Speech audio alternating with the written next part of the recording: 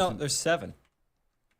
We should be going live. Oh, wait. We should be going live. Live chat. There we go. Ceranic Official? Yeah. How's it going? Just ordered the Rodecaster Pro 2 from Drew over at Sweetwater. It gets here on Sunday, and so far from all the reviews, this is going to be a game changer. I was just about to buy an L12. Oh, yeah. Well, if you're doing music, L12 is kind of a no-brainer, but yeah.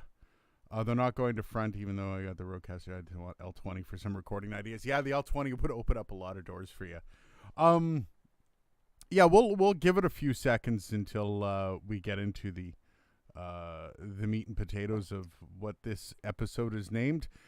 Eric, if I may ask, how can I, with 2 PC setup, have mic, Discord, music, gaming PC, all on separate faders with the current 1.0.7 update on the Rodecaster Pro 2? Thanks. All right, so your mic is a dead easy one. Discord you put through whatchamacallit,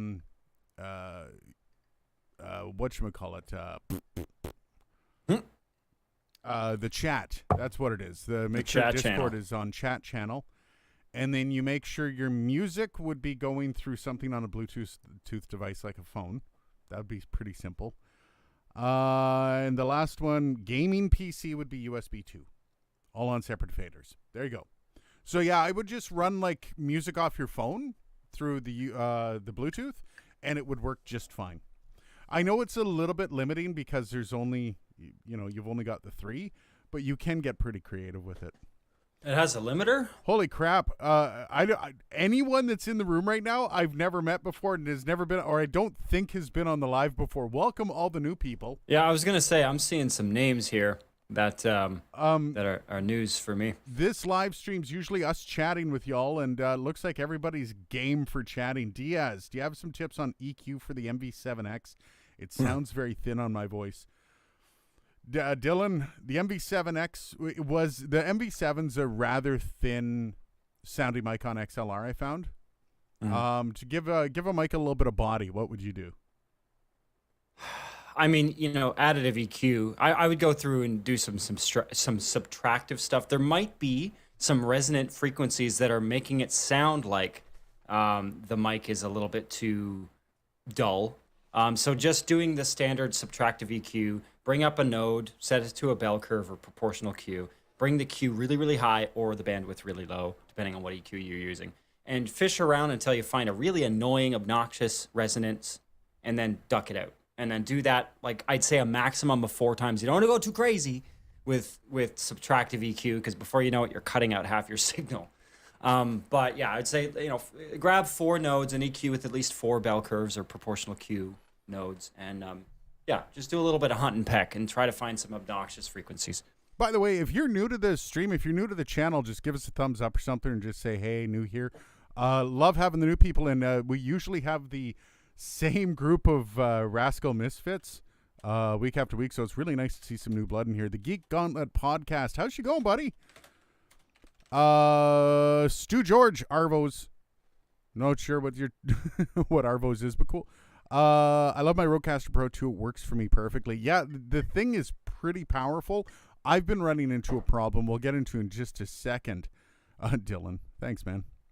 The Geek Gauntlet podcast is new here. Cyrannic Official. Okay. New here. I hope the Rodecaster Pro 2 comes out with more USB virtual channels, maybe one more on USB 2. That's really all I need.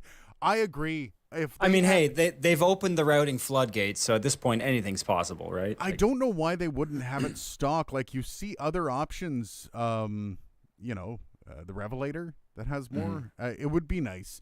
I don't know if they're going to. I think, considering they built it like a computer, I don't see it being much of a problem. No. Slardabaff. Is it Slardabaff? What does Slardabaff mean? Is that like a different language? Slardabaff. Sounds like the sound you make when you throw up. Slardabaff. How's you going, brother? Don't sad Arvo in Canada. Don't sell, you mean? Arvo. Arvo is Greek to me, man. The problem is what you're here for. Okay, so let's just get into the problem. Diaz, I've been sub since early 2020, maybe late 2020. Holy crap, Diaz. Thanks, brother. Thanks for the support, man. That's awesome. Did I miss something? I hope there'll be some sort of submixes. Yeah, submixes would be nice. Although they have started that with the routing, that you can kind of already do a couple submixes, but just not very many. Mm-hmm. I need that control button to control the outs. Yeah. Okay, so the problem I've run into, room of new people. This is, you know what? Once Bangs comes here, it'll all be leveled out, right, Dylan? Slardabarf, it's an abbreviation of Slardabart Fast. Slardabart Fast. Slardabart first. Is that like breakfast, only like in between breakfast, lunch, and dinner? I don't know. Okay, so the problem I've been having with the Rodecaster Pro 2, and I'm actually hoping Rode's going to see this and Rode's going to reach out, because I've contacted them about this. I've contacted my contact at Rode because I want to get this fixed and I want to do a video about it. I don't calling the hotline for fixes is great, but I kind of want like this. I want to do a video on this because this is really tripping me up. When I have audio going through my chat, so my USB 1 chat, my ASIO drivers, my ASIO drivers, my multi-track drivers just refuse to load. They do not work. So I can have audio through my chat coming through and have MME drivers, which doesn't do me any good whatsoever. Or I can just not have any audio coming through my chat and have ASIO drivers. And it doesn't matter. Even if I load up the audio first, the ASIO drivers just shit the bed within minutes of opening up any kind of audio coming through. Is there anything you can think that might be, Dylan? Like why that's happening? Is it because it's just not playing right with the virtual channel? I can't hear you, man. I think it's an issue with coding the drivers. Obviously, there's a glitch in the driver. I mean, all right. Like we're talking about MME. The purpose of MME and ASIO is they're supposed to be universal. That's kind of the whole point. Is ASIO, you plug it into any system with a DAW that can deal with ASIO drivers, and you're good. So yeah, I don't know. That's weird. All right. Well, I mean, I can't imagine I'm the only one. If that's the case, I have a pretty standard build. It's Ryzen, which might be a problem, but I don't have outside of a lot of not even a lot of drivers on that PC, because I've been using this laptop as my driver fest for all the different audio drivers. Oh, Those your are all registry. on my laptop. Your registry must be such a fun place to sleep at night. It is miserable. Really quick before we get into this here, Jose Aparicio, cheers, brother. I don't think we'll get to your question in just a few. But we gotta back up. Ms. Ravioli, hello. How's it going? Hello. Lots of new people in the house today. This is because I hit 10K and YouTube decided to throw throw my channel out to a bunch of people. It's awesome. Like, I love it. I hit 10K and then all of it just literally like straight up. It's been a lot of fun. Bangs, how's it going, brother? My engagement has much more interest in audio equipment. Wish I had a contact at Rode. You know what? Yeah, it takes a while to get one, but once you do, they are handy. And speaking of which, how's that working out for you there, Aiden? Oh, no. You know what? It's okay. It's not a problem that it's a problem. It's a problem that it's an issue that can't get fixed yet. It's not a problem that's a problem. That is a Aiden Wolf quote. It's not an issue with Rode. It's an issue with the fact that it's not fixed yet. Yeah. And I think I might be in the minority with this problem, which makes it even worse. Because, you Ryzen-y hipster, you. But here's the thing. Like, if I am in the minority to have this issue, that means that I'm not going to have this fixed anytime soon, because they're going to be dealing with the problems that are facing. Like, if there's 70% of users that have an issue, they're going to fix those ones first. Shit. Well, you know what? Damn it. Eric said he's not the Ryzen's. He's got the Ryzen. He doesn't have that issue, so fuck. Damn it. I was really hoping it was Well, actually, I'm kind of glad it's not the Ryzen, because I don't feel like doing any kernel work. Oh, wow. We are way behind. We are not going to get all the comments today. Nope. Are we advertising on the channel now? 102 point. Yeah, Dylan's been... That swift move, though. I didn't even look at it. I'm like, I know exactly where this is going. You just got to figure out where it's based out of. Only 8 upvotes? Come on. Only 8 likes? Come on. Come on, people. Hustle. Actually, one of them is me. I clicked it and it went down to 8. So one of Eric, I use 3900X on Stream PC, 5800X 3D on gaming PC. Don't have that problem. Just barely tried ASIO drivers and OBS though. Yeah, and that's the thing, right? Like, so what's happening is I do a morning show from my house here, and when I'm on the morning show, I've got my co-host on clean feed, and he's going through the chat drivers. And while he's open, sometimes we'll record a bit together, and I like to keep that in multi-track, right? So I can have the chat audio coming in from one and the other one, just my voice on the other one, so I can edit it properly. Mm-hmm. The problem is, though, when you go to set up a multi-track while that's happening, it just doesn't work. I've played around with it a million times, and the only time the multi-track starts to work again is when I close the chat. So the USB 1 chat audio, then the ASIO drivers, sometimes I have to reboot my computer and they work again. So it's real annoying. Real annoying. I wonder how many people are actually working with the ASIO drivers. Like, from considering it's meant to record multi-track from a podcast perspective with multiple ins, including audio off of apps, which is supposed to go over the chat input, because that's how you don't get the talk back. That's why you have. I'll be back. Give me a sec. I gotta. Right. So I'm really curious to see what Rode's going to do about that in the near future, because I don't know if I'm just the minority. Maybe I have a piece of hardware in my hardware in my computer that's just causing problems. That's very possible. I hope not, because that would be a gigantic pain in the butt. I went to Hero Joint last week, and the entire staff left me alone in the restaurant for a solid 20 minutes while they all got ice cream from an ice cream truck. Don't even bring in a snow cone. Aw, Hint of Shrimp. Oh, you changed your name back, by the way, Hint. Good to see you back, Hint of Shrimp. Good to see you back. Oh, shit. There's a name that ain't been back in a while. What was Hint of Shrimp's name before? He changed it to... I can't even remember. My head is up my ass lately. Hint of Shrimp, please educate us. Ooh, Poseidon. Good afternoon, folks. Do you have any recommendations on good videos or channels to go to learn editing from scratch? I've been stumbling my way through for years and would like to get better. So the question is what... It depends on the type of DAW you're using. 100%. So if you have a channel, I believe Booth Junkie did some editing. What's the program? Reaper.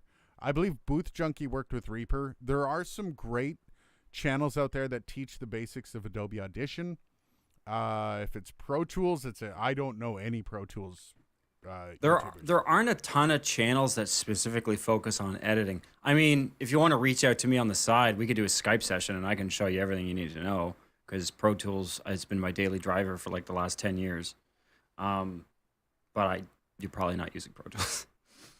Audacity. Imagine there's probably some channels that focus on Audacity. There are a ton of channels for Audacity. Yeah. Usually the cheaper and the more it's available, the more you'll see. I know a couple. The one that does Studio One, Dan Barnes. He does a great Studio One. There's a few guys. There was somebody else that I saw who's a producer on YouTube, kind of a home studio guy, but seemed to know what he was doing, and his main thing was Studio One. So there's a couple out there. Gear Junkie. Hello, gents. Hey, buddy. Good day. Yeah, so just look around. Saranic Official, ASIO, Audio Shitty Internal Operator, right? I mean, if you're in Pro Tools, Dave Pensato's place, he's a pretty good... I mean, it's kind of an all-around. He'll talk about everything with production, but he is a mixing engineer. Yeah. So when it comes to editing and stuff, that's a good resource. Yeah, and that's the thing, right? Like, it's tough to learn certain products from the ground up without having somebody show you the bare minimum, and then because you never want to learn it all at once. You can't really learn it all at once. You've got to start small, learn how to make edits, learn how to do this, learn how to do that. So it's a process. So yeah. Speaking of which, just on the DAW topic for a second, I have a question for anyone else in the chat who can possibly answer this. Other than Pro Tools, what other DAWs are out there that have built-in simultaneous collaboration features? Because yesterday, for the first time ever, me and a buddy in Winnipeg hooked up. I'm like a province away from him. And I created a cloud session, and I just wanted to test out this whole collaboration thing that's been in Pro Tools 12, for a while now, and it's really cool. The fact that we can be in the same session, adding stuff and like collaborating in real time, that's not a thing. I know Adobe doesn't do that. I think they have cloud services. I'm pretty sure they do. Yeah, but that's storing stuff on a cloud. I don't. If you tried to open the same session twice, I don't know. That's a good question. Like if two people at the same time, you would need a peer-to-peer connection. Not necessarily. In my case, it just goes through Avid Link. But that's a peer-to-peer. Avid Link would be a peer-to-peer. That would be connecting the two computers so they could both work on that project. But it is going through a server because the file is stored on which would Avid's. be the link for peer-to-peer, right?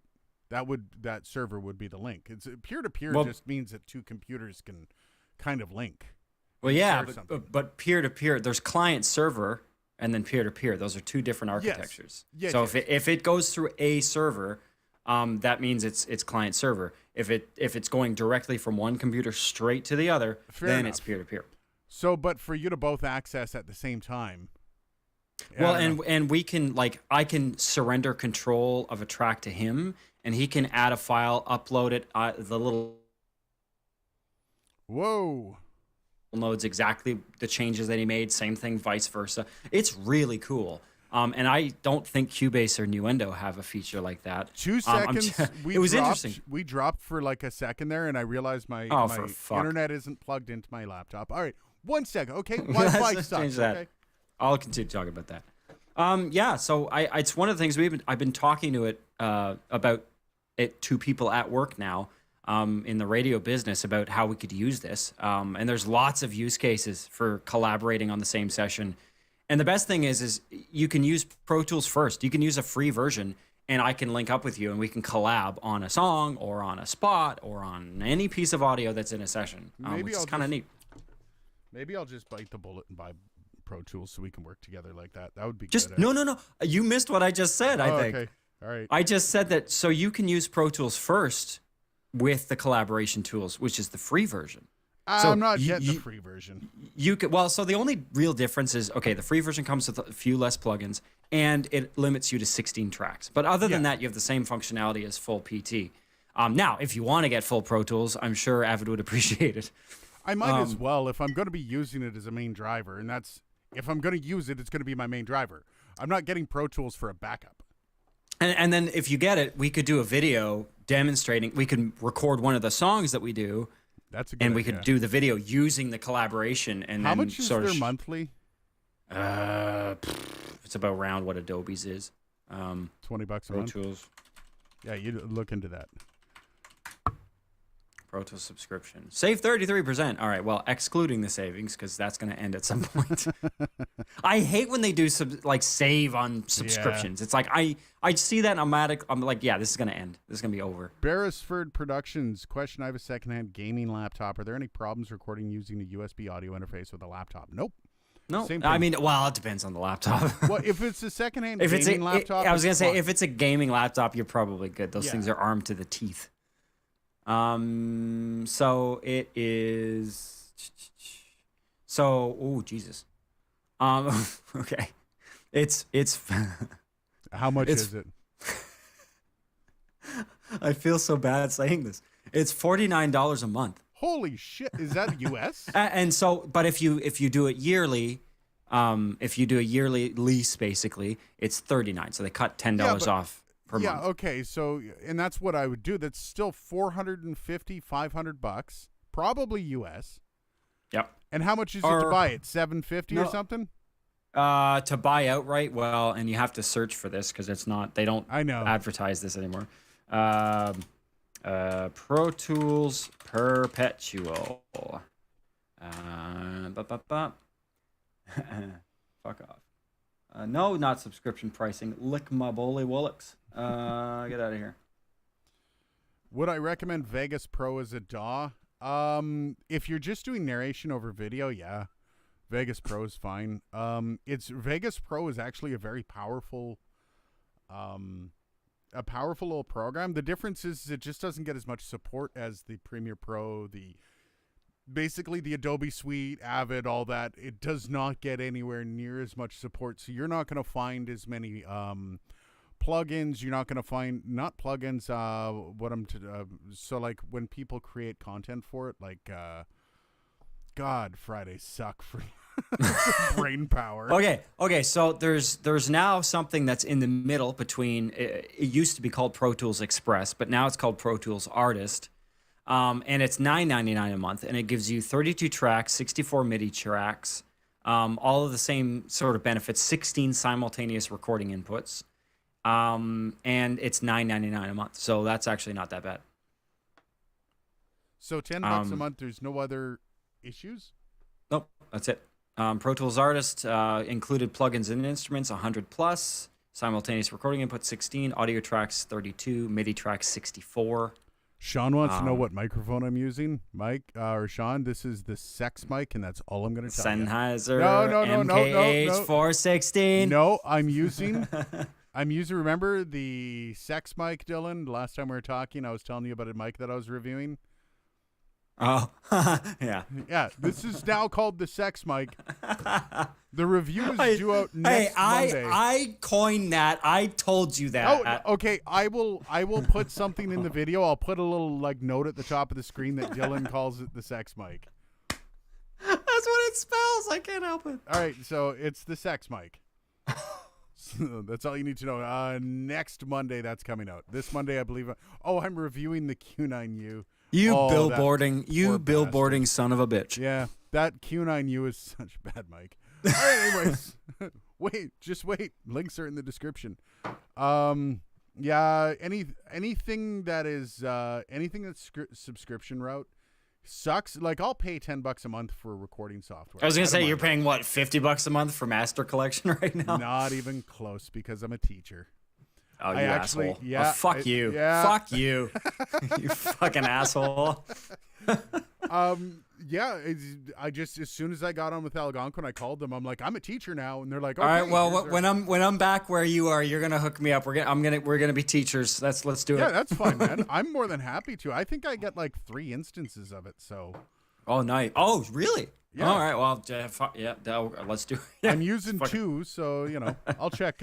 See how much. Actually, I imagine I don't imagine Pro Tools does have an education license. So it does. Get on that. Yes, it does. Huh. Let me look that up. Hang on. Pro Tools. Yeah, just keep looking that up. I thought Denny's never closed. I'm old. Yeah, Denny's don't close. They're all nights. Or at least in Canada they are. I don't know. The one that sounded very Canadian there. At least in Canada they is. So I've started another channel on YouTube. By the way, have you? I'm not telling anyone what it is. Fun fact. They're just short, quick videos. And I was thinking about doing it where I would read specific copy as a Canadian. So like the hick Canadian accent on different voiceover things and just make fun of it. And I'm not going to tell anyone what the channel is until it gets a little bit of traction because I don't want the numbers to get trashed. And when people just join a channel and don't watch the videos, it tends to hurt the channel. So I'm going to get a couple videos in, but I came up with the concept because I had a little meeting with Marianne Iveson, who's a voiceover person that good Miss $5,000 a month. Yeah. I had to meet up with her, and we started talking about we were going over scripts, and I was getting back into the swing of things for doing voiceover. And she's like, but she brought me all these like Nivea scripts. And I don't know about you, but it's really hard to really, like, there are scripts that are written for women, scripts that are written for 100%. And a Nivea as a script, producer, like, as someone that chooses voices for commercials, like, God. I'm sorry, if there's an ad for a sex shop, yes, there's a gender preference there. Well, so my idea is I'm going to read inappropriate scripts in inappropriate ways.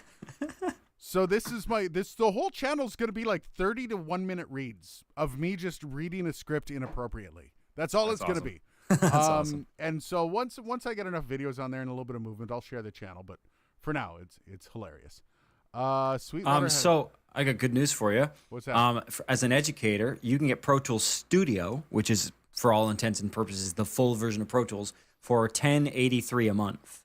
as an educator, and now that's $129 a year, which equates to about $1083 a month, and that gives you the full thing, like the same version of Pro Tools that I'm running, and with a maximum track count of 512. So I think you'll be okay. I wonder if I can get a license. You should be able education. to. I mean, you have your college ID. Yes. So as an educator, so I think all they need is the number of that card. They'll probably call the college, connect with them, and just verify, and you're good. I'm done in like 2 weeks. I better get on it. Yeah, get on it. With monkeypox, public health officials are suggesting reducing sexual partners. COVID already brought it down to 0. I'll have to sex Mike for now. Well, I mean, you tell me. I mean, face for size. Like this is the size of the mic. I've got a big head. So Face for Oh yeah, face for scale. I've got a big head. I don't have a banana here, but I do know the distance between my thumb and my pinky finger here is 7 inches. So hand for scale. How's that? I'm about the same actually. Yeah. I don't have my fingers aren't as thick as yours, but they're long. I got long fingers. Okay, I've got big ass chunky sauce. Yeah. You got Scottish fingers. Burlington, Ontario closes at 4. I know Brampton, Ontario was all nighter, baby. What are we talking about? Denny's, whether or not they open. Oh, I thought we were talking about like Long McQuaid or something. Sweetwater has Pro Tools Ultimate for US $499. I mean, you don't need Ultimate. What is Ultimate? What's the difference between Ultimate and not Ultimate? So Ultimate is for like post-production. Ultimate offers you like 2,048 channels. Wow. Ultimate's a little overkill. I mean, hey, if you can get for $499, sure. It also, but like since they've gone towards the Pro Tools, because originally it was Pro Tools and then Pro Tools Ultimate. Since they've gone to Pro Tools Studio, which offers a maximum audio track voice count of 512, which is like 6 times what it was when it was just Pro Tools. Like the need for Ultimate, and again, unless you are a major 5.1 surround sound post-production studio in Toronto, you don't really need that much shit. Eric, sorry I missed this question. When do you think the next update for the Rodecaster Pro 2 will come out? I don't know. They're actually not. They don't keep any of us in the circle for that. Like they don't tell us. They told us when the beta was coming out, but they didn't even tell me the day before 1.0.7 came out. I was talking to them and they're like, oh yeah, well you can just jump in on the beta. They were planning on releasing it within hours of me talking to them, and they're like, yeah, just jump in on the beta. And the beta was for 1.0.5, so they included a bunch of stuff. We are definitely not within the circle. That said, though, I don't know if any major updates are going to be coming for the next little bit. I do know they have some ideas of what they want. They discussed some of that in their last developers call. But they're probably just going to be doing a couple small fixes, stability issues, things like that. Also, speaking of stability, by the way, Windows 11 has not been super stable for me. I don't know. Really? It's been for you, but not. Fucking Ryzen. See, this is why. Microsoft teamed up with Intel to make Windows 11. So of course they did. But yeah. Well, because the whole reason in Windows 11, other than a few minor cosmetic changes, is basically Windows 10 with the new 12th generation Intel air traffic control sort of model. So I imagine they kind of shafted Ryzen a little bit with Windows 11. Of course, but my laptop's Ryzen has no problem. None. Huh. Interesting. Unleash Jeremy Hansen. Welcome to the channel. I'm almost positive I have not seen you here. If I have, I'm an asshole. I'm sorry. I got the Rodecaster Pro 2, but I've not set it up yet. Still have the Rodecaster Pro hooked up. I still like my DBX 286 running through my Arturia Studio better. Yeah, Arturia Studio, AudioFuse Studio is going to destroy the Rodecaster Pro 2. For sound, for the preamps on my AudioFuse Studio are crystal clear. And the Rodecaster Pro 2 is pretty damn good, but it's not that good. Like, I have crystal clear gain almost to 70 dB. Like I think you start getting a little bit of sound in there at about 68 or 69 dB, because I'm almost at 100% on my gain before the noise comes in. That's freaking impressive. So yeah, a DBX 286 running through an Arturia AudioFuse Studio is going to be better. Now the functionality, yes, the AudioFuse Studio has a bunch of functionality that you can use, but Rodecaster Pro 2 makes it dead ass simple. Well, that's kind of the whole brand of the Rodecaster series, is making stuff easy so you can just get her done. I have it behind me. It's what I'm running my morning show with because of that. Like there's so much functionality in it that if you need that functionality, if you're doing so easy. If you're doing anything live and you've got a budget of, what is the RCP, like less than $1,000 or just over $1,000? Well, in US it's $799. If you're doing anything live and you're looking for something that is flexible, that is simple and flexible, you're not going to beat the RCP2, in my humble opinion. If you're doing anything live, not at all. By the way, anybody that's here for the memes, I finally sold a U87 through my Amazon Associates account. It finally happened. Somebody finally just said, fuck it, I'm sick of him saying it. I'm buying a U87 AI. I woke up this morning and... Through Amazon. Through Amazon. So... it wasn't a direct click from my affiliates link, so they clicked on something else and then went, fuck it, I'm buying the U87. Fuck it, oh my god, that's amazing. Now, I don't know what they clicked on because you can't see that, but all I do know is... Like, do you know how much of a business case I had to build out in my own brain to buy the U87? I love how somebody just bought it and just said, fuck it, why not? To some people, the $3,000 is just nothing, right? To me, that's like 2 months rent. Like, Jesus. My biggest issue with my Rodecaster 2 is that I can't do live monitoring with my DAW. Live monitoring with your DAW. I don't know what you mean.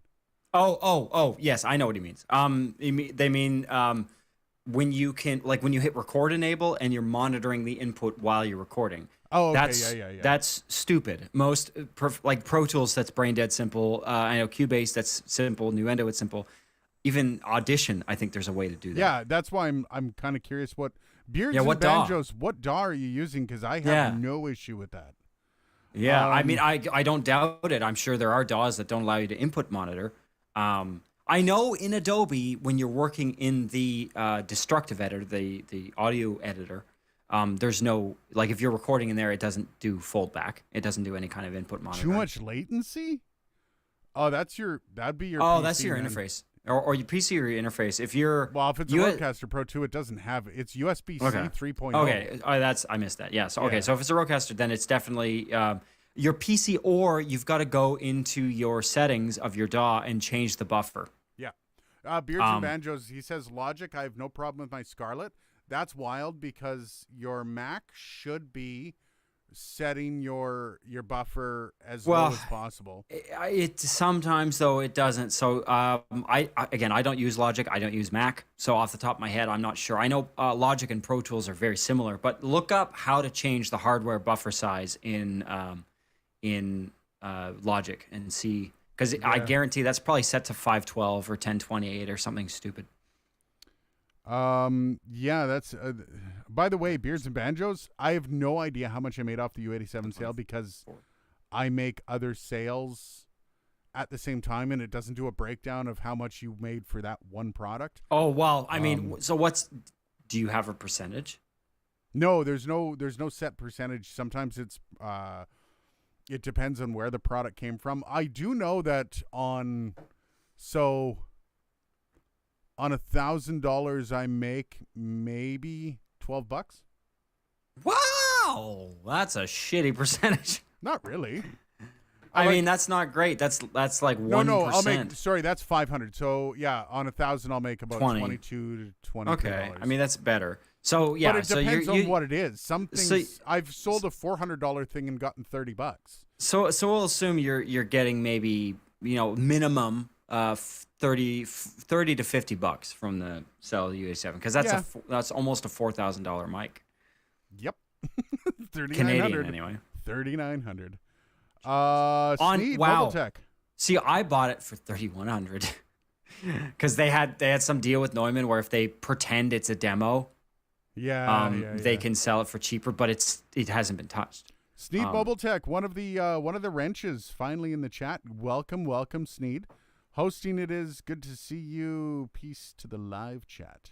Trying to see if I missed anything. What do you like better for radio and podcasting, RE20 or SM7B? RE20. That's Unleashed. Jeremy Hansen. RE20. RE20. Even and so just so that we know I'm not biased. Yeah, I have both too. But I not only have both, but they're both wired up and they're both right beside me all day. But as far as like, I love the SM7. I still use this for all my daily voice tracking, but I've got to process the shit out of it to make it sound the way that I want. Not as much as I would have to process like the XM1800S or whatever. But there's not only that, but it's going through a kick-ass, 75 dB preamp, which is unwieldy. At best. So RE20, it gives you very similar results, and especially if you're buying a new one, it will take less processing for it to rival the SM7, in my opinion. Like 7 dB extra gain. So or 7 dB less gain. Yeah, like this guy, the RE20 is going into a. Okay, well, maybe not I was going to say a basic Wheatstone mic preamp. Those don't really go together. It's going through a Wheatstone mic pre, which aren't necessarily designed to run a ribbon mic or an SM7. So you'd still need a cloud lifter, which I don't even know how the Wheatstone would react if I plugged a cloud lifter into it. That's a good point. Bangs brought up. The RCP is limited to 48 kilohertz. Yes, it is. So if you sample at 96 or higher, the latency will drop. Oh, yeah. Big time. They are very different. I find the RE20 is very much, it's ready. It's out of the box. You can go live with it without any processing, and it's not an embarrassment. I find the SM7B on my voice is a muddy mess until it's cleaned up with an EQ. I mean, I think it should be said that any mic, even the ISO mic, needs some level of processing. I think it's not so much the mic as the source. I mean, the human voice. If you're putting an SM7 on a guitar amp, and it's distorted, you probably won't even need to compress it at all. It's the source. The human voice is an unreasonably dynamic source, unfortunately. So if you're recording a voice, it doesn't matter what mic, you're going to need to process it with something. Yeah. This is a good one. Have you ever compared the RE20 and RE320? There aren't many of those comparison videos on YouTube. I should do that. You should do that because don't you have both? I don't have the 320. I was borrowing it. Get the 320. Noki. It's cheap. Get the 320. Can you look it up? How much is the 320? Okay, hang on. Amazon, man, Amazon. I'll use one of my own links. I'm kidding. Can you even do that? Because you'd be logged in. Like, how do you? No. You have to have a separate. It still counts for you. I found that out one day when I used my. That's awesome. Because if I order from my computer, I'm logged in. That's like when I play my own music on Spotify and basically get a discount for next month. SM7B for video. I don't know. I think the RE20 can be sexy. Yeah, the RE20 is very. I mean, I'm on it right now. If I take this bulbous off it. Oh. This is a good one. Review on the Roland VR1 HD. Bought it for video switching. So 320 is 340 Canadian on Amazon. Are they any used? Probably. 7 new and used from 251. There we go. That's going to be my pony. 251, 71. I'll buy one of those. It's a used microphone unless people were licking it or doing it. I was going to say you're probably paying shipping though. That's the one. Oh, wait a minute. There's a used very good condition one right now in Canada for $260 and it's free delivery by Wednesday, August 3rd. All right, I would get the hell on there and do that. Yep, I'm going to do that. Diaz or fastest delivery, you can have it tomorrow. Nah. I don't pay for delivery. Diaz, I've been considering doing a capsule swap with the SM58 and the MV7X because the SM7 or SM58 has a much more desirable sound than the MV7X. No kidding. Same company. You've got a capsule in a $99 microphone. that sounds 10 times better than the capsule in a $220 microphone is ridiculous. Wait, what mic are we what's the $200 one? The MV7X. Oh, fuck that. Yeah. Maybe I Again, could possibly buy an SM7B capsule and work some magic. I just want to say, in case Shure is listening to this, Shure, I love you. I got a lot of brand loyalty, but there's a couple things. Your headphones and your MV7, you got to work on it. You got to work on it. Yeah, the Shure headphones. I've got mine right here. So again, I love them. It's this weak point of the extension brackets that I'm nervous about because I've broken two pairs of headphones now. I've got a different complaint, so I'm going to extend them both, and I've got them right in front of me here. I'll even plug them in so I can switch between them. Now, are you able to see me, Dylan? Are you watching the stream? I'm watching. It's going to be delayed, but I'm watching. That's okay. You can delay. So I'm going to take these off. These are the Bear Dynamic. Okay. And I'm going to put these on. You notice a difference on these? These are fully, well, the one side, let's fully extend both. Because I've got a big ass head. There we go. Okay, I'm waiting. Something look a little stupid. I'm waiting. All right, we'll wait. I mean, they look extremely wide. Like because up here, right that here, top elastic, there's a bend in here. This bent. I don't know how, like, but it's got a flat spot right here. You can actually see the flat spot. Yeah, I can feel it on mine because I'm wearing the same ones as you. And these two sides are like coming straight out from my head rather than straight down. Yeah, it's almost like you're wearing a box instead of right? like a nice sphere. It's super fucking weird. And I know that if I use these too much, this is going to break somehow. So I'm going to actually take them apart and see what's going on up here, if it's an actual break. I'm pretty sure it's a metal. It's metal. Yeah. Pretty sure. Yeah. Yeah. But there's padding, but at the core, it's definitely some piece of metal. Well, we're going to find out. I'm going to have to replace the pad on it, but that's weird. Like that flat spot. I hate that. Let me move over to these other headphones. I don't mind it, but I've also got I've got a smaller head, so that's probably why. Does my wrench, Sneed, you got a... Yeah, get on her. Hang on, I'm going to report. All right. I'm in the market for 2 Sony lavalier microphones by Aiden Hates Labs. The sensitivity of the RE320 is negative 52 dBV. Negative 52 dBV. Okay, yeah, so that's that is more in dBu, which is the standard. I do know it requires less gain than the 20. I do know that. There we go. I got them all. Protect people who have hair. Bite me, bangs. Perhaps the canister being larger on the MVX should allow for more bass response in the 58 capsule. I don't think that's the issue. When you look at the 58 in its form, it has nothing. So the actual canister shouldn't have any impact on a cardioid. Yeah, the cart or the chassis of the microphone shouldn't. I mean, there is some resonance impact with the 7, which is one of the many reasons why the 7 sounds marginally better than the 58. Yeah. Actually, okay, I'm gonna get shot for saying that. That sounds significantly better than the 58. Right. It's weird. It's showing that I have messages, but not. Oh, what did I miss? Sean just came back. Hey, Sean, you didn't miss what did I miss? You didn't miss much. We're just sitting here, It's weird. I've got these 3 little dots. I think that's because things are getting deleted.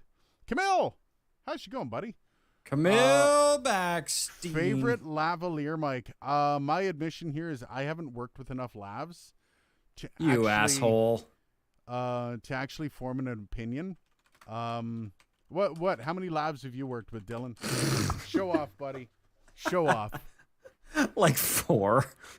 Yeah, I've never really done lavs. Again, the thing you'll find with lavs is a lot of the sound doesn't change very much. So the actual quality of the audio you get from that little nub of a fucking thing, it doesn't really change. The only thing that really changes is, in some cases, if there's interference, if it's a wireless, you'll get some variable things there. And again, the technology. So is it wired? Is it wireless? Wireless is obviously going to be more expensive.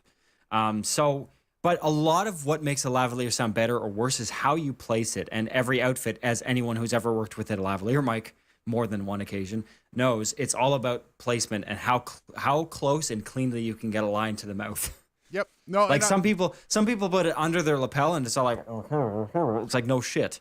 But like most of the time, if you can stick it on a t-shirt like right here, point it up, that's like best case scenario. But obviously, people don't want like a black beetle sitting on their neck.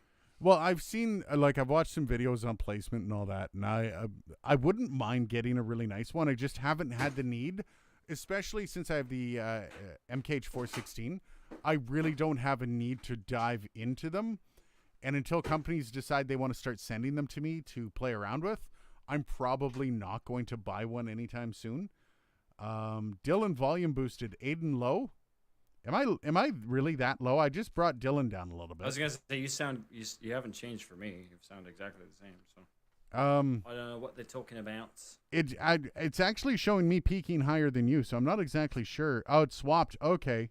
So, yeah, I did bring Dylan down just a bit. So I'll bring him up just a little bit. The sliders on OBS are very picky. Like, I'll drop Dylan down a little bit, and it won't move. He'll still be peaking. Then I drop him down just a little bit more, and all of a sudden he's at half. So it's kind of annoying. Aiden louder than Dylan. All right. There, how's that? Sounds good to me. Yeah, Dylan says it's fine. Dylan says it's fine. It's fine. Okay, maybe Dylan was boosted previously. I'm just hearing on fucking OBS. Half of the whole live stream is us just trying to get our levels right. That's all it is, man. Thanks for coming, guys. Ceramic Official, would you want a mixer that is warm and punchy primarily for studio use, bright and shiny primarily for live sound, or clean and transparent but only okay for either studio use or live sound setting? Ooh. Dylan, which would you prefer, Dylan? Which type of board? Would you want a mixer that's warm and punchy primarily for studio use, bright and shiny for live sound, or clean and transparent but only okay? Clean. Yeah, clean. I'd have to say that too. Studio use, yeah. Sometimes you like having an SSL 9000 series, which has color. Although to be fair, SSL tries to make their stuff as transparent or as a neutral colored as possible. But for live, generally, again, live you don't really notice quality because you're focusing on volume. Yeah. So getting a board, like if you look at boards that are used regularly for live, like a Digico SD7, for example, those are boards that are neutral. They have a lot of functionality and they have very low latency, which is crucial for live. And they have waves integrated in most cases. So there's functionality, but the actual color, they're pretty neutral. Yeah. / transparent. So yeah, for live you don't really care about coloring too much. You care about functionality and you care about reliability. In studio, yeah, you focus on color a little bit. Yeah. We came for the sexy mic tests. I'll be deep throating the sex mic a little bit later. Don't worry. Deep throat test. How far down my throat it can get. The RA20 was really tough. Had a sore throat for a week. 2 beers. Thanks, Camille. Are you putting on a lav, aren't you? You're actually doing a lav. Yeah, we're gonna see. This is a $30 lav, by the way. Yeah, I've got this probably much similar. Cheers, Camille. Thank you for that. Most lavaliers are designed for underclothing. Don't they sound too harsh above the clothes? They can. A lot of cheap lavs sound like shit underneath clothes because they can't take the rustle. So if you move even the slightest with a shitty lavalier underneath your clothing, it's done. Now, I have seen some of those really nice ones. I'm holding out for the professional series, the little nubs that just stick out between. Yeah, something like that. Who was it? I think it was SoundSpeeds had a video on how they hide lav mics, and it's really cool. You can. I still choose not to. in most cases because I get better results. And in most, like, again, unless it's something very serious, like if it's a quick informational thing, nobody cares. Like, whatever, have a little nub here, nobody gives a shit. There's a reason why they call them lapel mics is because back in the day, you used to put them behind lapels when people actually wore that in fucking informational videos. And then you just see the little line from the clip, and it's barely noticeable because it's black. So, but yeah, nowadays, like, whatever. I mean, Linus, half the time I can see a little nub sticking out of his shirt. So, like, and as long as it's not a movie you're watching, it's fine. Yeah, nobody cares. Yeah, movies obviously are different. Mind you, in movies, rarely, unless you're in a shot that's hard to get a shotgun close to the subject, you don't use lapel. This is a good one, man. Bang says, did you guys see the remote web-based recording web app from Waves? It's like $1,500 a year. No thanks. But I've not. That's interesting. If you're a voiceover pro, something like that would be awesome. Yeah, I'd be curious to see the details, and because again, they're going against. It's cheap, but they're going against other well-established players like CleanFeed in the space. I wonder how well CleanFeed's been adopted for professional audio spaces for like voiceover and stuff. It's interesting. Diaz, I think the SM7B is a bit overrated for what it is. I don't know if it's overrated. I don't think it's not the only option for what it is. The SM7B is a fantastic microphone, but is it the microphone that should cost, like, it's $500 in Canada? It's not worth $500 to me. That's my own personal opinion. That's, for a lot of people, it's worth that and more. So it's one of those fence microphones for me, if you ask me. Cyranic Official, love the response. I'm on clean and transparent frame of mind myself. You guys are amazing, helping me kill the last 2 hours of work.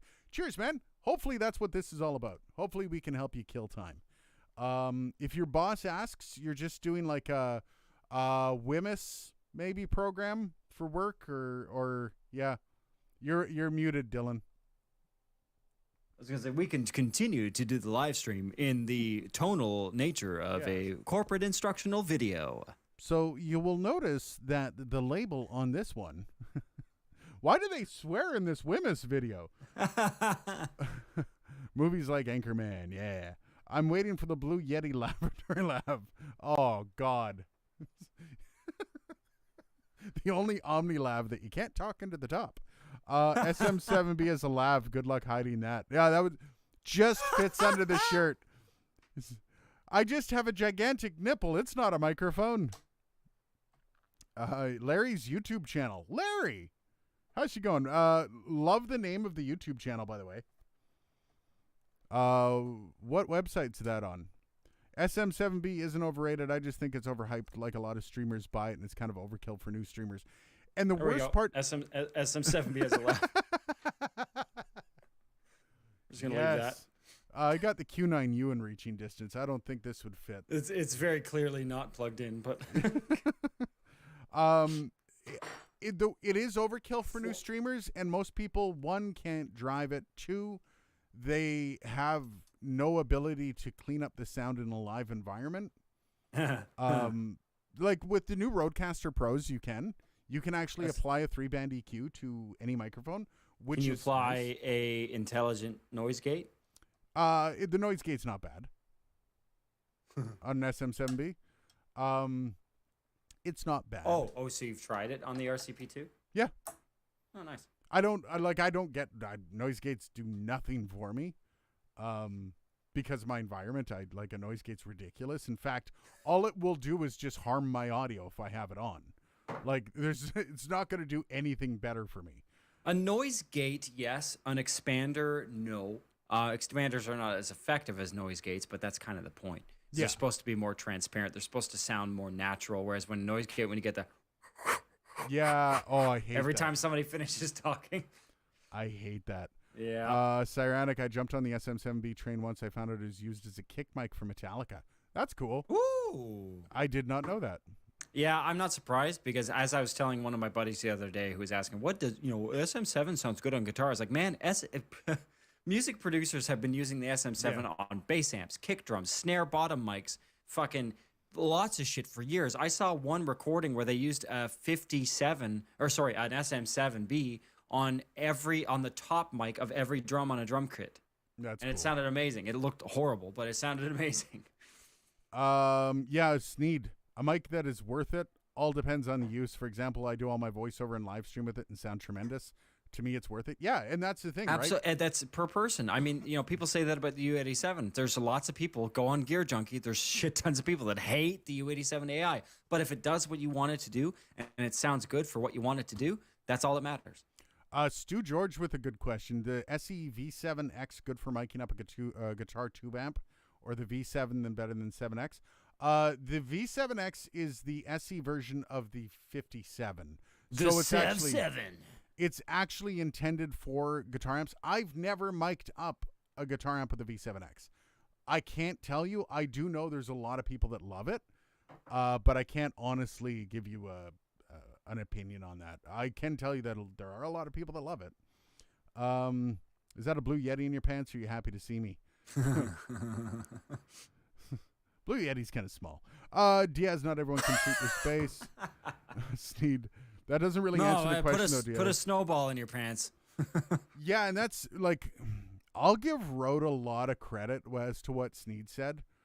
Rode is a great company. They have a lot of great products. They have a lot of... They do, but as a result of that, we hold them to a little bit of a higher standard than some of the other companies out there. But from a fundamental perspective, no, they don't beat out any of the Shure mics. If you had me, okay, you have to buy a Rode mic or a Shure mic. I don't know. I would counter that, and I would say that the NT5 definitely beats out the Beta 181. I will say that. As far as pencil mics go, Rode has done a better job with the NT5 than the Beta 181. That's fair. Shure's also kind of stepping outside of their comfort zone. Plus, with that. The Beta 181 is the only fucking pencil mic I've ever seen that's side address. Exactly. Why? Yeah. Why? Sure. Yeah. The whole point of anyways. So I don't know. Whatever. I wouldn't necessarily give Rode the win on microphones just because, I mean, you can call several microphones from Shure legendary. You can't say the same about Rode's. Honestly, if I were to give a company just overall the win on microphones, it's Sennheiser. Yes. Oh, absolutely. Because not only does Sennheiser have themselves amazing mics, they make Neumann, for God's sake. Yeah. And so, if you were to take $99 microphones, let's just put it this way. You've got $99 to spend on a mic, US. Rode offers you the pod mic. Yeah, but that's what Rode offers for $99. Then Shure offers the SM58. Then you've got, as we've proven. I hate to do a shameless plug, and that's the thing. I've had a V7 in my studio. I've had the E835. I love the E835. I would still take the 58 because the 58 all around. Well, it's literally like the. It's an all rounder. It's an all rounder. I just.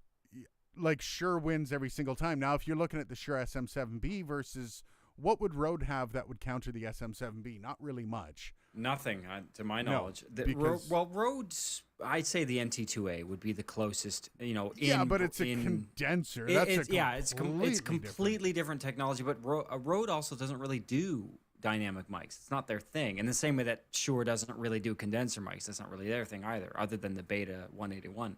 Yeah. And the SM81. NT1 is a better mic than the SM7B. Ooh, that's I don't know. I would say Diaz.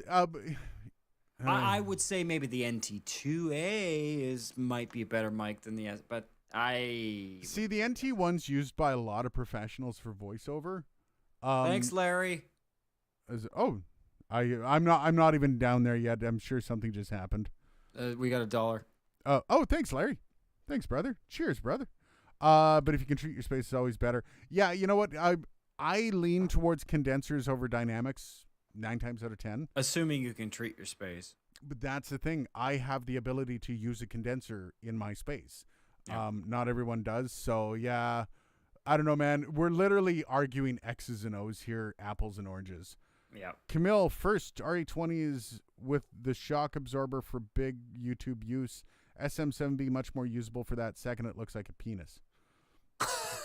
If I'm going to have my mouth close to it, Bang for buck, Rode is hard to beat. Yeah, and that's the thing. Like, Rode is really hard to beat, and they're becoming the Apple of audio products. Yeah. Like, they just are, and they've got such a unique ecosystem that... Yeah, I would say overall, Rode is... price is hard to beat, but individually, there are some products that there is a better value proposition some in places. But overall, I would say, yeah, most of their products are, you're getting amazing value for the money. Cyranic Official, do you think Rode's Revolution preamp is already the end-all be-all for what it's marketed for? No. I don't We'll find out. Like, they're good, but they're not... They Hoover a Dyson. Hoover or Dyson? Oh, Dyson, easily. Or a Dyson or Bissell. They're great, the Rhodes Revolution preamp. When I plug in my microphone to my AudioFuse Studio versus the Rodecaster Pro, I like the sound of my AudioFuse Studio. What does that tell you? Well, they both cost the same. So you tell me. So when it comes to preamps, the Rodecaster Pro isn't about the preamps. The Rodecaster Pro is about decent preamps that can get you gain to push an SM7B, but they're not about crystal clear preamps for doing professional recording. I like them, but I don't think they're the end all be all. There would be room to improve those. However, you wouldn't be able to afford the Rodecaster Pro 2 if they did improve those. So they're good for what they are. The Procaster at half the cost. Procaster, I always get confused when people call things the Rodecaster Pro, the Procaster, the Rodecaster. Oh, it'd be even more confusing if they had the Prodecaster. The Chodecaster. SM58 or the PGA 48, SM58 every day. Mic won't be handled. Oh, that's interesting. Sneed, I would always go SM58. Don't save money on your microphone. Unless you have to, unless you can't afford the extra, $30? I would always just spend a little bit extra on the SM58. I've used the PGA 48. I've used the SM48. I'm not as much of a fan. Like, they're great cheap mics. I think they're better than what Behringer has to offer, but I don't like the SM58. It's just so good. It just works. I mean, that's what's nice about it. It's straightforward. You don't need a crazy preamp to drive it. It just works. Larry wants to know what my thoughts on the Procaster are. I've never used the Procaster. Really? No. Huh. The Rode Procaster. Get on it. It's super expensive. Oh, we got Bander in the house. Hey, buddy. Catching the last few minutes, epic. Epic. What's epic? I would love, other than we're getting hit. Oh, is the Procaster epic? I think that's what he means. The Procaster, yeah. Like, I also am confused. So here's the problem with Rode's products. And I know they're going to be watching this video and they're probably going to be laughing. No, but the naming scheme on a lot of their products, super confusing, because most of the time people, when they say Procaster, mean the Rodecaster Pro. Yeah. So people are like constantly, what do you think of this? I'm like, well, what do you mean? Which one? Is it the microphone? They had a USB mic that was, I think they had a USB XLR mic, and all the names kind of went in with each other. So I get super confused with their naming convention. Not going to lie. NGL. I acoustically treated my room. I don't think the SM7B is a terrible mic, but if $300 gives you a marginally better mic than an SM57, then only justification would be vanity. You know what? I don't necessarily disagree with you. Yeah, I was going to say. If you have $500 to spend on a microphone right now, but that's all you have to spend on anything, I would say buy an SM57 or 58 and buy an interface or something like nice that. Nice interface, yeah. I wouldn't necessarily say go SM7B. Now, again, if you're a professional and you're making a ton of money and you know what you're doing from a technical standpoint, because the SM7B is kind of high maintenance, maybe don't. Nope. DJ Spesso, I think it is. Welcome to the channel, brother. I had to quit the Rodecaster Pro 2 because it had a very severe issue with Bluetooth. I've heard that from a lot of people. Bluetooth is something that can be updated though, so I would keep an eye out on that. Keep tabs on that. 1.0.7, I believe, had a Bluetooth fix on it, so maybe check back with it. I need a clown nose or a pop filter. Oh yeah, for the Procaster. What? Oh, okay. I was wondering what you were doing there. Jesus, a broadcaster. yeah, the Rode Broadcaster.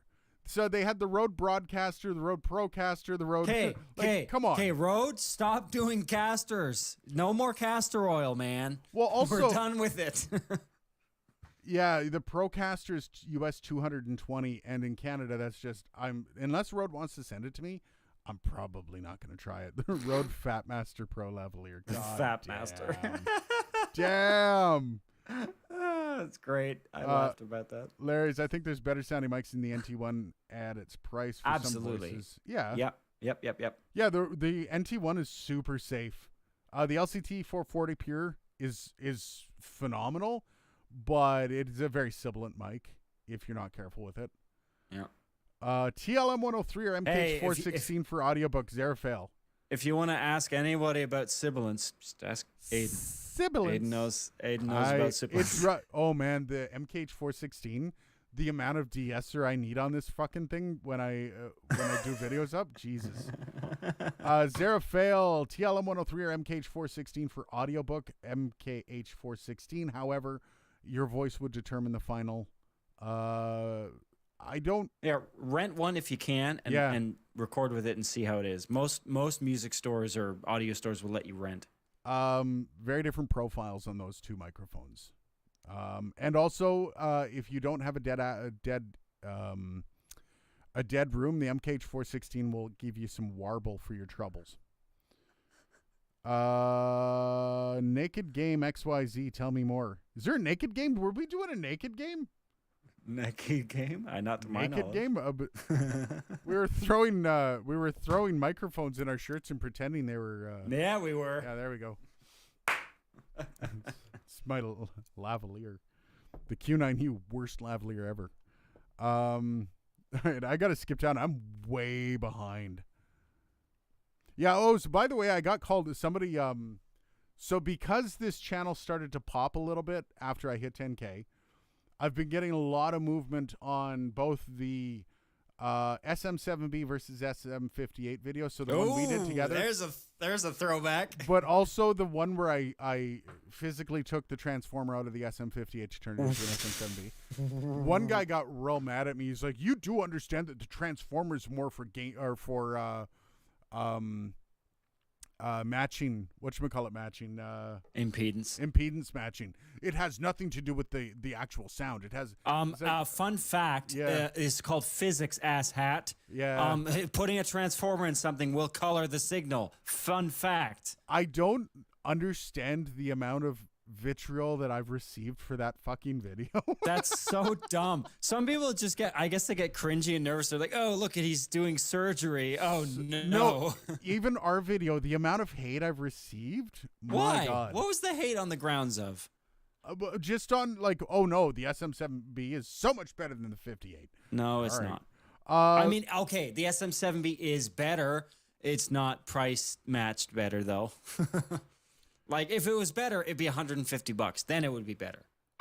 Oh, Sneed, you missed some of my spam bots, I think. Sneed's on at their podcastage. He's the only wrench in the building right now. So, Camille wants to know if I regret the MKH 416. Not in the slightest. It's the best mic purchase I've ever made, by a long shot. Better lav Q9U or SM7B. Okay, you're going to have to wait for my Q9U video to come out on Monday. And if you think I get a lot of hate for disliking... I had one guy.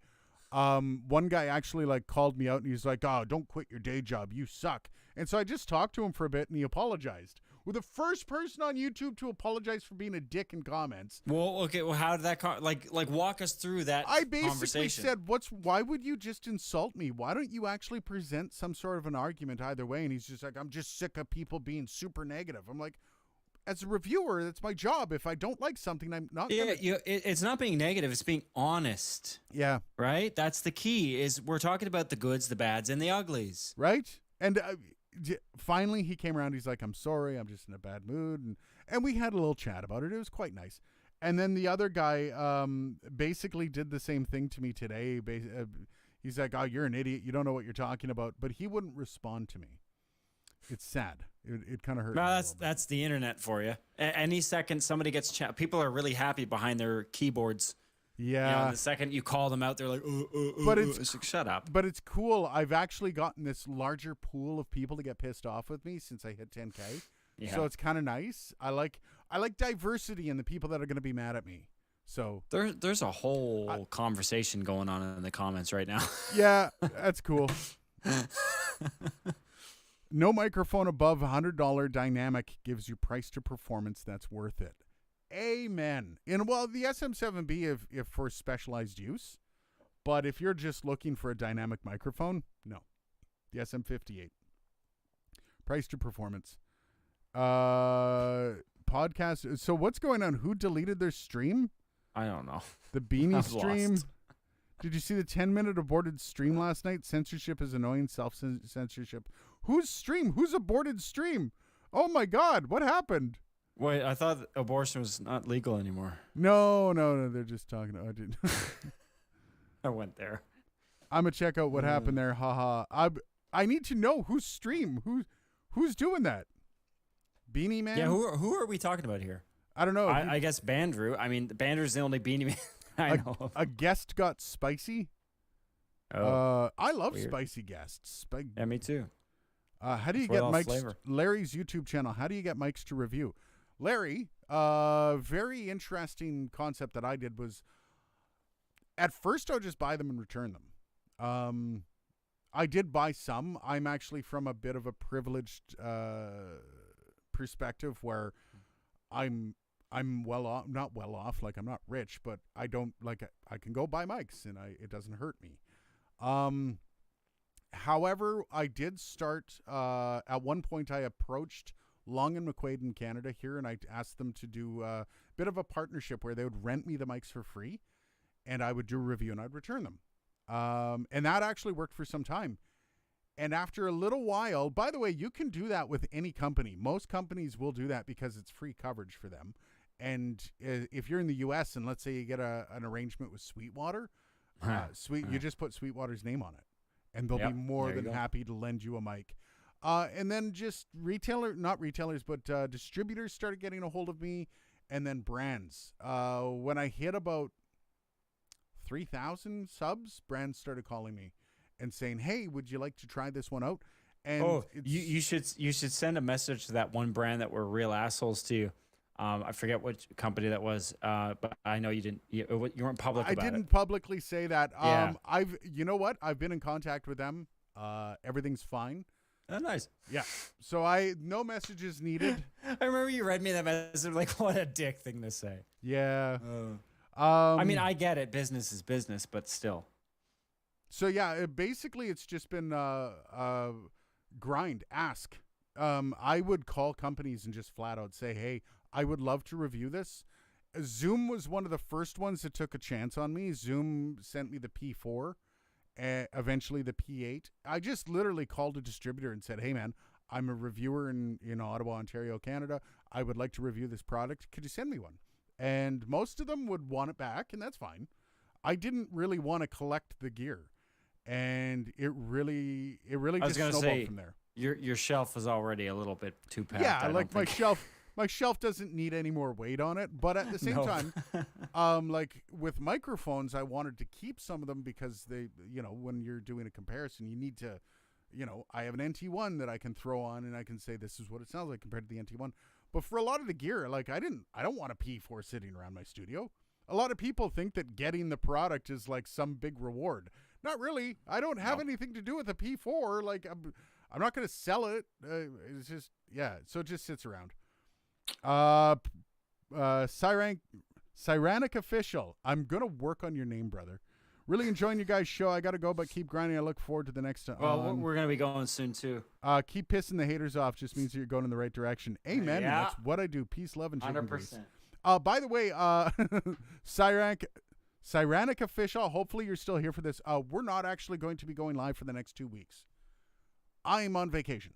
I'm actually going to Prince Edward Island for a week, which means we leave next Friday morning and we don't get back until Friday afternoon the next week. So there's a possibility we could do a live stream after we jump out of the car in 2 Fridays from now.